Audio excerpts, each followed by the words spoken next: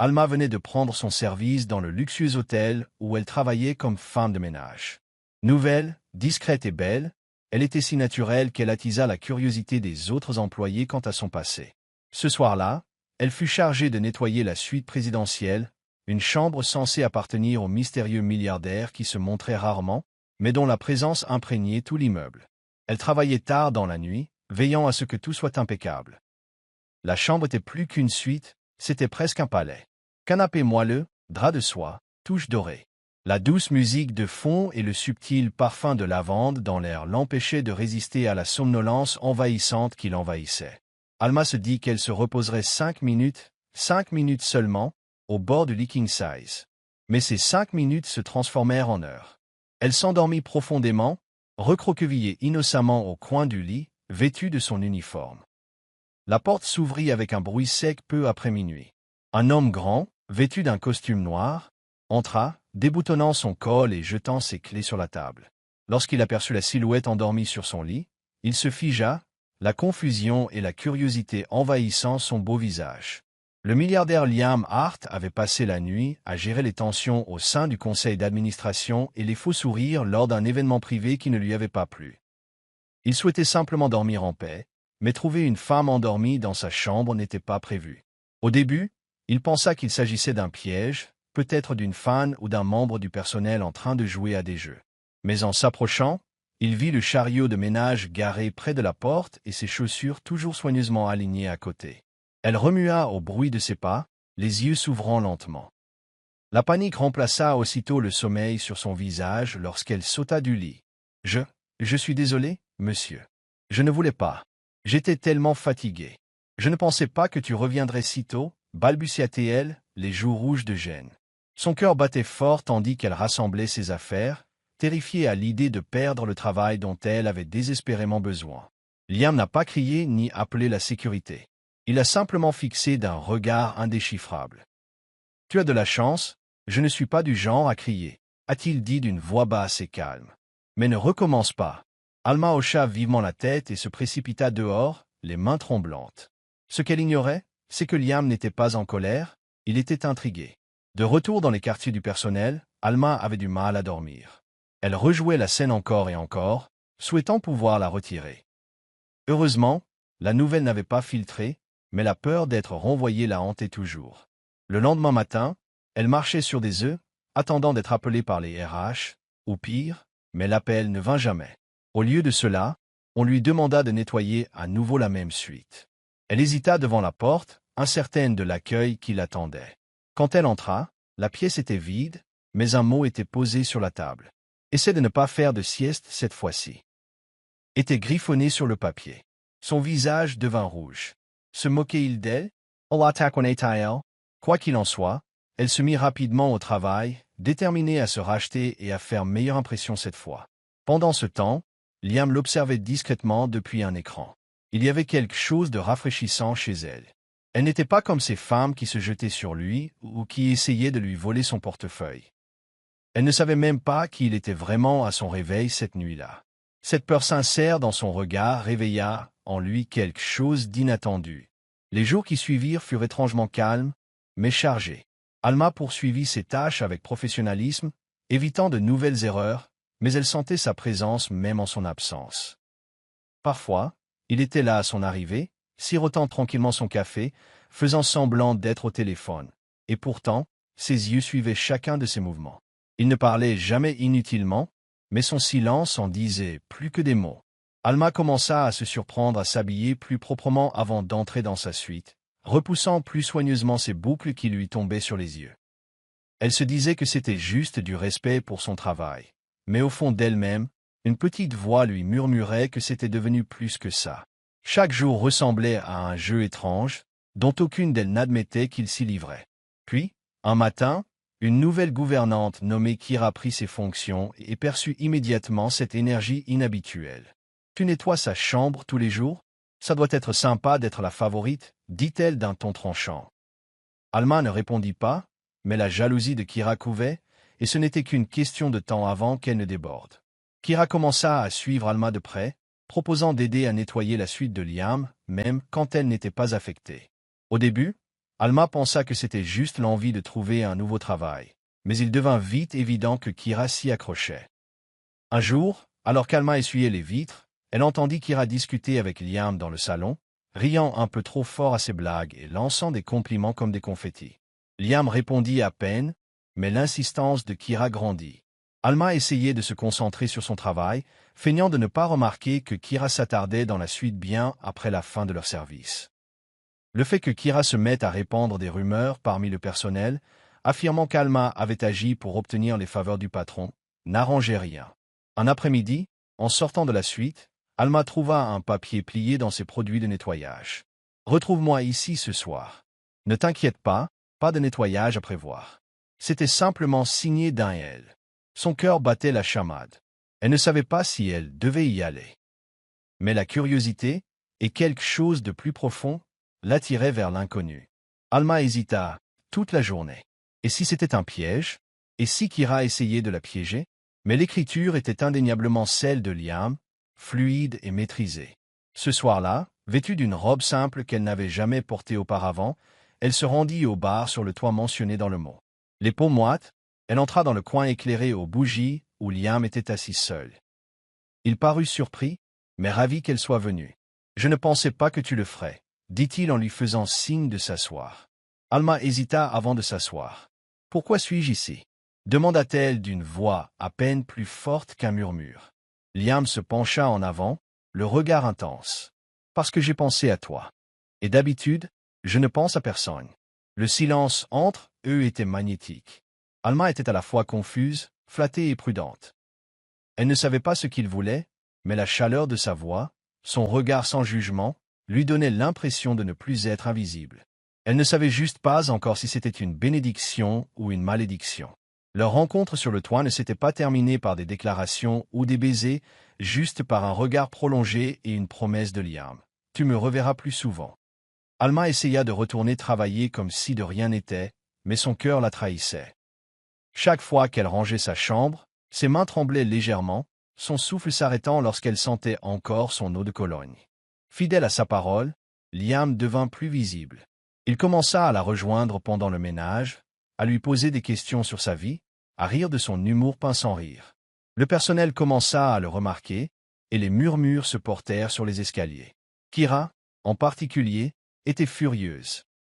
Un soir, elle confronta Alma dans la buanderie, la voix teintée de venin. « Tu crois qu'il sera un jour sérieux avec quelqu'un comme toi ?» Alma ne répondit pas. Elle n'avait pas les mots. Tout ce qu'elle avait, c'était le souvenir persistant des yeux de Liam cette nuit-là, des yeux qu'il avait vus. Mais le doute s'était installé dans son esprit. Elle n'était ni riche, ni élégante, ni puissante. Un homme comme lui pouvait-il vraiment tomber amoureux d'une femme comme elle, ou n'était-elle qu'un divertissement? La situation s'envenima lorsque Liam invita Alma à l'accompagner à un dîner privé exclusif, non pas en tant qu'invité, mais en compagnie de sa compagnie. Elle portait la seule robe élégante qu'elle possédait, et il ne sembla pas remarquer qu'elle n'était pas de marque. Il la regarda comme si elle était à sa place. La soirée était parfaite, jusqu'à ce qu'il tombe sur une femme du passé de Liam, glamour et clairement territoriale. « Oh, je vois que tu as pris goût, laide, » dit-elle avec un sourire narquois, jetant un regard à Alma comme si elle était jetable. Liam se raidit, mais Alma s'excusa avant que la situation n'empire. Elle n'appartenait pas à ce monde, et la douleur d'être rabaissée en public la frappa plus durement qu'elle ne l'avait imaginé. De retour à ses quartiers, elle pleura en silence, réalisant combien il serait facile pour Liam de retourner dans son monde réel. Mais à sa surprise, Liam réapparut le soir même, furieux, non pas contre elle, mais contre la femme. « Ne laisse personne définir ta valeur, » dit-il en lui prenant la main. « Surtout pas quelqu'un que j'ai cessé d'aimer depuis longtemps. » C'était la première fois qu'il disait quelque chose qui ressemblait à de l'amour. Et cela terrifiait Alma plus que tout. Alma essaya de prendre ses distances après cette nuit-là. Elle ne pouvait pas se permettre de se perdre dans quelqu'un qui avait 1000 raisons de ne pas la choisir. Mais Liam n'abandonnait pas. Il commença à se présenter à ses postes de travail, à lui apporter du café et à trouver des prétextes pour discuter. Plus elle résistait, plus il devenait déterminé. Pendant ce temps, Kira était de plus en plus désespérée. Elle tenta de se lier d'amitié avec l'assistante de Liam, lui révélant des rumeurs qu'elle avait inventées sur Alma, des détails sur son passé et ses intentions supposées. Certaines rumeurs parvinrent jusqu'à Liam, mais il n'y crut rien. Au lieu de cela, il invita Alma à nettoyer seul son appartement-terrasse dans sa résidence privée. Ce soir-là, le calme régnait dans l'appartement et Alma travaillait comme d'habitude. Liam était assis à côté d'elle, la regardant faire. Au bout d'un moment, il se leva et s'approcha d'elle. « Je ne veux pas que tu fasses le ménage, » dit-il doucement. « Je veux que tu restes. » Et pour la première fois, Alma ne s'enfuit pas. Elle resta. La nuit n'était pas ce qu'elle craignait. C'était plus profond, plus doux, empli de conversations sincères et de rires doux. Ils partageaient des histoires, de la musique et des regards un peu trop longs. Quand Alma s'assoupit, ce n'était pas de peur, mais la tête appuyée contre l'épaule de Liam. Et cette fois, quand elle s'est réveillée, il était toujours là, à ses côtés. Le lendemain matin, Liam lui a offert le petit déjeuner. « Tu sais, j'ai vu des chefs préparer des plats qui valaient une fortune. Et aucun n'était aussi chaleureux qu'un simple toast avec toi, » a-t-il dit. Alma rougit, ne sachant que dire. Mais cette paix ne dura pas longtemps. De retour à l'hôtel, la nouvelle de sa nuit passée dans l'appartement de Liam explosa. Kira était la source du scandale, ayant suivi Alma discrètement la veille et pris une photo floue d'elle entrant dans l'ascenseur privé de Liam. Le personnel était à présent en effervescence, et Alma sentait le jugement dans chaque regard. Le directeur l'appela, la photo à la main. Alma était terrifiée à l'idée d'être renvoyée. Mais avant que le directeur puisse dire quoi que ce soit, Liam entra dans le bureau sans prévenir. « Y a-t-il un problème » demanda-t-il d'un ton sec. Le directeur balbutia, essayant de s'expliquer. Liam ne le laissa même pas finir. « Alma travaille pour moi. Ce qu'elle fait pendant son temps libre ne te regarde pas. » Le silence retomba dans la salle. Le message était clair, Alma bénéficiait de sa protection. Mais elle ne se sentait pas triomphante. Elle se sentait exposée. Cette nuit-là, elle affronta Liam. « Tu ne peux pas continuer à me sauver, » dit-elle d'une voix tremblante. « Chaque fois que tu interviens, tu rappelles à tout le monde combien nous sommes différents. Ça me rend plus difficile de me débrouiller seul. » Liam la regarda, peiné. « Je ne voulais pas te blesser. C'est juste que je m'en soucie, Alma. Plus que je ne l'aurais cru. » Elle hocha la tête, mais s'éloigna. Elle avait besoin de temps pour réfléchir, de savoir si c'était de l'amour ou simplement un engouement né de l'admiration. Les frontières se brouillaient trop vite. Alma recommença à l'éviter, se consacrant à son travail et refusant ses appels. Mais Liam n'était pas le seul à remarquer son absence. Les clients ont commencé à la réclamer par son nom, sa gentillesse, son souci du détail. Son absence a fait des vagues.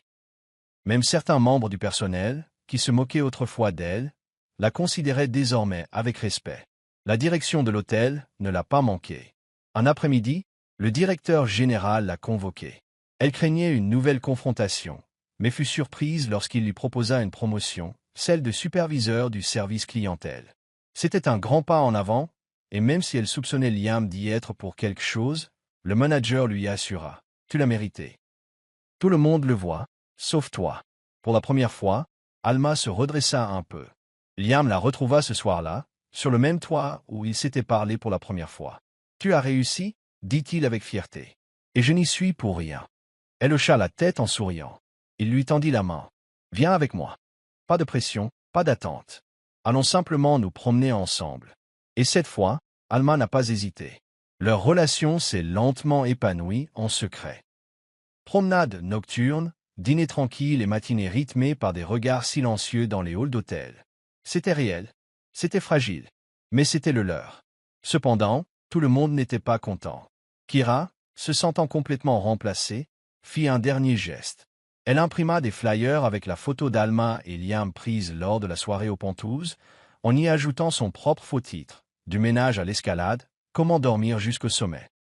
Le lendemain matin, les murs de l'hôtel en étaient jonchés. Les invités chuchotaient. Le personnel ricanait. Alma était anéantie.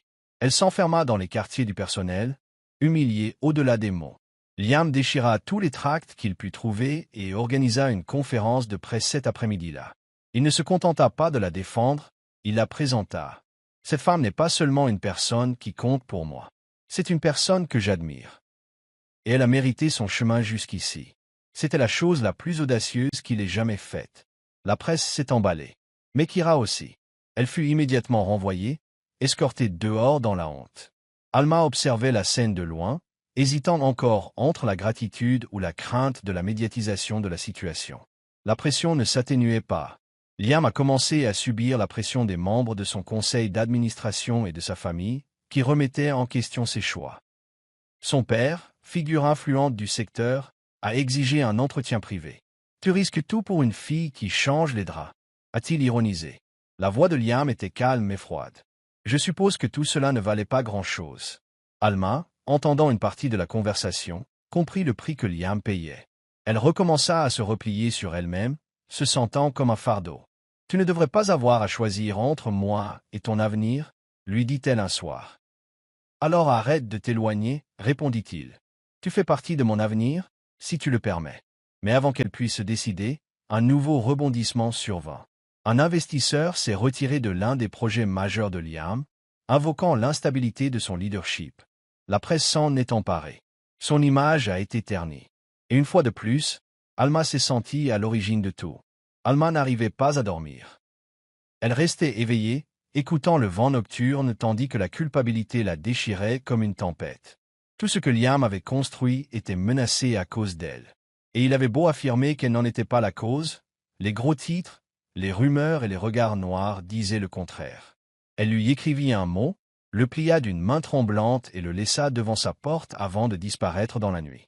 Liam se réveilla et trouva le mot. « Tu mérites un monde sans fardeau. Et je mérite un monde où je n'ai pas constamment l'impression de détruire le rêve de quelqu'un d'autre. Merci de m'avoir reçu. » Il lut et relut les mots avant de passer à l'action. Il appela toutes ses relations, tous ses amis, fouilla tous les dossiers du personnel.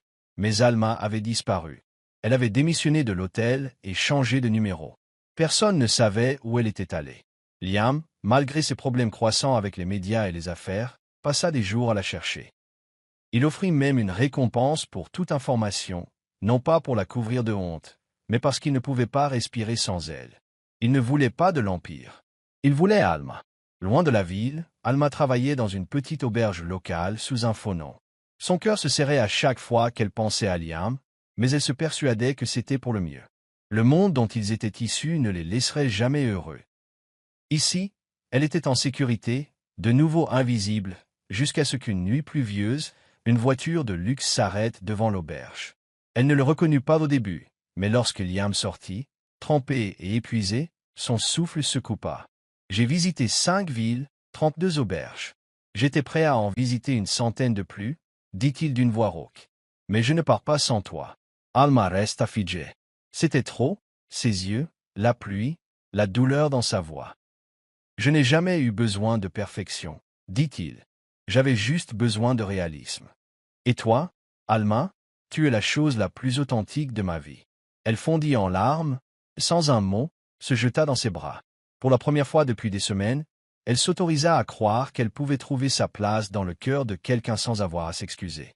Ils ne retournèrent pas en ville tout de suite. Pendant quelques semaines, ils restèrent dans la ville tranquille, loin des flashs des appareils photos et des regards indiscrets. Liam redécouvrit la joie de la simplicité, marcher pieds nus, rire sans être suivi et se réveiller avec l'odeur des plats maison qu'Alma avait préparés elle-même. Durant ces semaines, leur amour s'approfondit. Non pas comme milliardaire et femme de ménage, mais comme deux âmes qui s'étaient trouvées dans un lieu inattendu. Elles parlèrent de leur peur, de leur enfance et de l'avenir.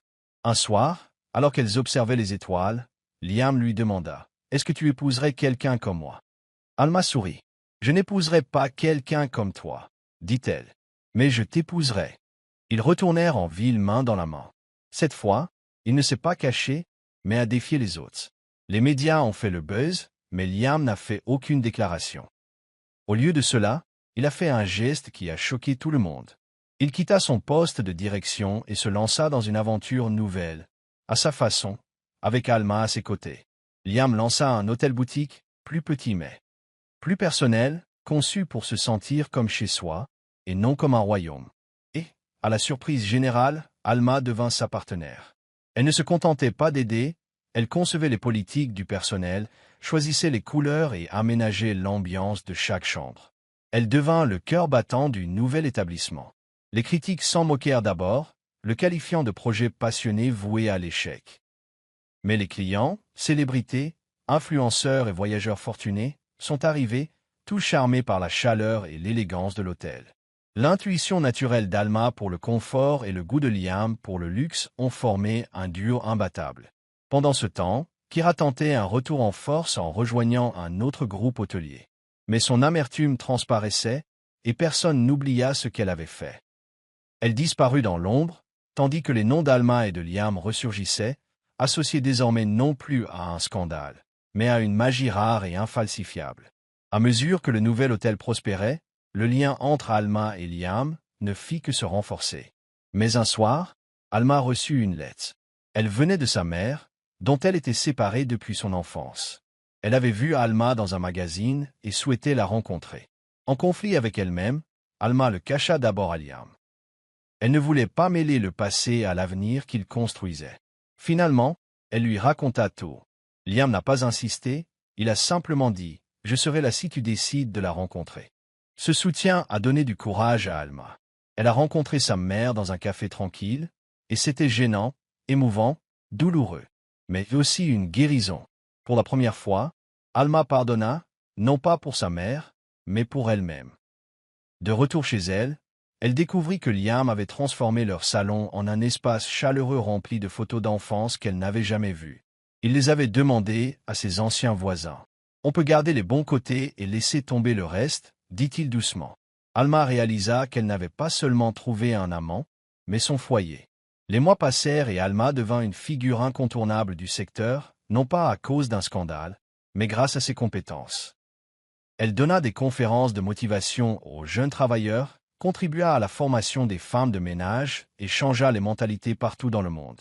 On commença à la voir non pas comme une jeune femme chanceuse, mais comme une femme qui transforma sa vie grâce à son courage.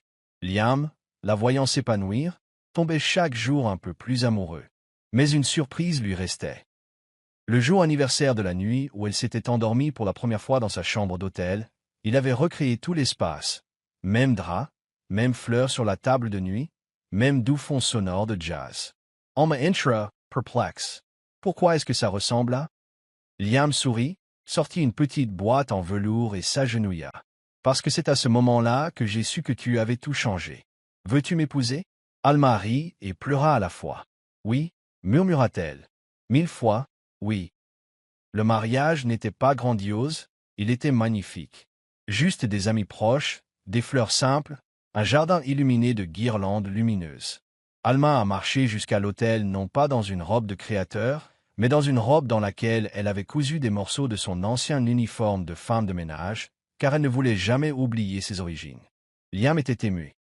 L'homme qui lui avait autrefois semblé intouchable se tenait maintenant vulnérable, les yeux brillants de larmes, jurant de l'aimer non seulement dans le confort, mais aussi dans le chaos. Leurs vœux n'étaient pas parfaits, mais ils étaient réels, et tout le monde le sentait. Cette nuit-là, au lieu d'une lune de miel 5 étoiles, ils la passèrent dans la première chambre d'hôtel-boutique qu'ils avaient construite ensemble. Personne ne le savait, mais ils s'en fichaient. C'était leur histoire, et ils la vivaient à leur façon. Pas de filtre, pas de retouche. Le mariage a apporté un nouveau rythme à leur vie, mais cela n'a pas été sans difficulté. Alors qu'Alma s'adaptait à son nouveau rôle, elle sentait encore des regards rivés sur elle, des regards critiques et jaloux. Certains clients murmuraient en la voyant diriger le personnel. Certains membres du personnel ne croyaient toujours pas à sa place. C'était subtil, mais cela a miné sa confiance en elle. Liam l'a remarqué.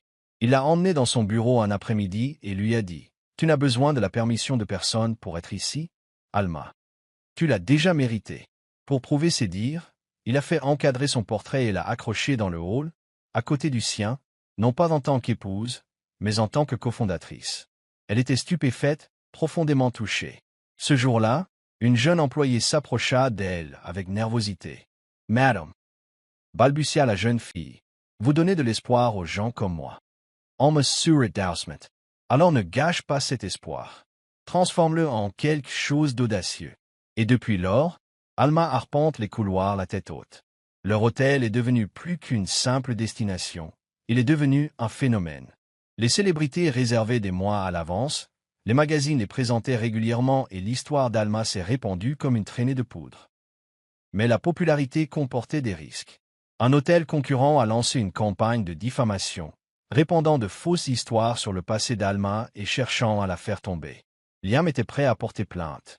Mais Alma l'en a empêché. « Laisse-moi m'en occuper », dit-elle. Elle organisa une interview en direct, racontant avec franchise son parcours. De femme de ménage fatiguée qui dormait par accident dans la chambre d'un invité à femme qui a construit son propre rêve. Elle ne nia rien. Elle l'assumait. Le public la soutenait. Sa grâce et son honnêteté ont fait taire les critiques. L'hôtel rival, publiquement humilié et contraint de s'excuser. Alma ne se réjouit pas de leur chute. Elle reprit simplement le travail, plus forte et plus respectée que jamais. Au milieu de ce tourbillon de succès, un événement inattendu se produisit. Alma découvrit qu'elle était enceinte. Au début, elle eut peur. Elle venait de trouver ses marques, son rythme. Comment un enfant allait-il tout changer? Elle cacha la nouvelle pendant des semaines, incertaine de la réaction de Liam. Mais lorsqu'elle le lui annonça enfin, Liam resta figé. Puis il rit, d'un rire joyeux et ample qu'elle n'avait pas entendu depuis des lustres. Il la prit dans ses bras, la fit pivoter et l'embrassa sur le front. « Tu m'as fait 1000 cadeaux, Alma. Mais celle-ci, c'est ma préférée. » Ils ont commencé les préparatifs, transformant une suite de l'hôtel en chambre d'enfant. Le personnel était ravi. Les invités apportaient des cadeaux. Et malgré tout, Alma continuait à travailler, non pas par nécessité, mais par passion. Sa grossesse ne la ralentissait pas, elle la faisait rayonner davantage. À mesure que son ventre grandissait, leur lien se renforçait. Liam devenait plus protecteur, plus tendre. Il parlait au bébé tous les soirs, lui lisait des histoires à voix haute et commençait même à aménager des aires de jeu pour enfants à l'hôtel. Alma riait et disait « Tu es plus excité que moi. » Et, en vérité, il l'était. Mais tous les moments n'étaient pas faciles. Une nuit, Alma s'évanouit d'épuisement. Elle avait trop forcé. Liam, terrifié, l'emmena d'urgence à l'hôpital. Les médecins l'ont calmée. C'était du stress et de la fatigue, rien de grave. Mais la peur les a tous deux secoués. Dès lors, Liam a insisté pour qu'elle se repose davantage. Il prenait en charge ses tâches, l'aidant même à plier les serviettes comme elle le souhaitait. Alma, allongée dans son lit, le regardait avec amour. « Tu n'es pas l'homme dont je suis tombée amoureuse, » murmura-t-elle. « Tu es encore meilleur. » Leur enfant, une petite fille en bonne santé, est née sous une musique douce et des lumières tamisées. Liam a pleuré plus qu'Alma. « Elle a tes yeux, » murmura-t-il en serrant leur fille dans ses bras. « Et ton cœur, » répondit Alma, épuisée mais souriante. Ils la nommèrent Mila, un prénom qui signifiait grâce dans l'ancienne langue d'Alma. Mila est devenue la star de l'hôtel. Le personnel s'est relayé pour faire du babysitting. Les clients ont demandé des nouvelles. La suite d'Alma et Liam devint un lieu de rire et de berceuse. Mais la parentalité n'était pas que joie. Nuit blanche, régurgitation et poussée dentaire mirent leur patience à rude épreuve. Mais malgré tout, ils sont restés une équipe. Quand l'un était fatigué, l'autre prenait le relais. Quand l'un était frustré, l'autre apportait le calme. Leur amour a évolué, ils n'étaient plus seulement passionnés. Il était stable, profond et ancré dans une réalité. 1 an plus tard, la chaîne hôtelière s'est agrandie et a ouvert un deuxième établissement. Alma et Liam ont voyagé avec leur petite Mila, recréant la magie de leur début. Ce nouvel hôtel comprenait une suite espoir, réservée aux employés ayant gravi les échelons comme Alma. Un matin, Alma est entrée et a trouvé un mot sur le bureau. C'était une ancienne gouvernante devenue gérante d'hôtel. « Grâce à toi, j'ai cru pouvoir être plus. » Alma s'assit au bord du lit et pleura doucement. Son voyage avait bouclé la boucle. Liam entra et la trouva là. Elle lui tendit le mot, et il le lut en silence. Puis il la regarda avec le même amour qu'au premier jour de leur rencontre. « Tu as changé plus que ta vie, Alma. Tu as changé la mienne. Et maintenant, vous changez aussi les autres. » Un soir, en rentrant chez eux, ils ont trouvé le hall rempli de bougies et de visages familiers. C'était une fête surprise, célébrant les 5 ans de l'ouverture de leur premier hôtel. Les membres du personnel, anciens et nouveaux, se tenaient fièrement debout, nombre d'entre eux arborant des badges inspirés par Alma. Alma reste bouche bée. Puis les lumières s'éteignirent et un projecteur se mit à diffuser des extraits de son voyage. Des enregistrements secrets où elle pliait des draps, accueillait des invités, rangeait des serviettes et se tenait aux côtés de Liam dans la tempête. Le clip final, Mila court dans un couloir en criant « Maman ». Elle fond en larmes. Liam la serre contre lui et murmure La fille qui dormait autrefois dans ma chambre est maintenant la femme qui m'a donné une vie digne d'être vécue. » Ce soir-là, ils dansèrent comme des adolescents. Ce n'était pas la musique qui les émouvait, mais les souvenirs. Mais alors qu'ils pensaient que la vie s'était calmée, Liam reçut une offre d'emploi, celle qui les mènerait sur un autre continent. C'était tentant, le prestige, le pouvoir et l'opportunité de construire quelque chose d'énorme. Alma écouta en silence, puis demanda « Que veux-tu » Liam la regarda, puis Mila. « Je veux passer la matinée avec elle.